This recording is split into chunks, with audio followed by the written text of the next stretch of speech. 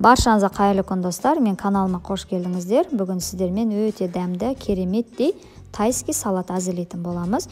Видеоны соңына дейін көріп, менімен бірге әзірлеп көріңіздер. Каналыма жазылмаған болсаңыздар, подписация бөлімін басып, каналыма жазылып қойыңыздар. Алдыңғы уақытта түрлі рецептерімді жіберіп алмашын.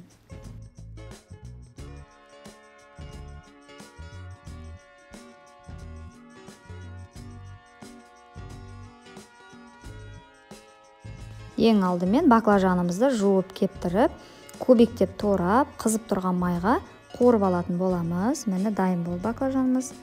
Енді кез келген түрлі түсті болгар бұрышын кубиктеп ұзынша етіп турап шығамыз. Қиғашынан тураңыздар, өте әдемі көрінеді.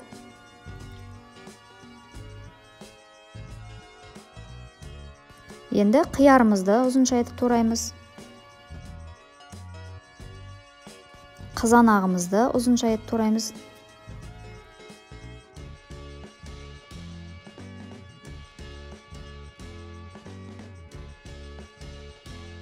Турап болған заттарымыздың барлығын үлкен ыдысқа салып, чесногымызды майдалап туралған, алдын ала қайнатылған етімізді ұзынша етіп тураймыз.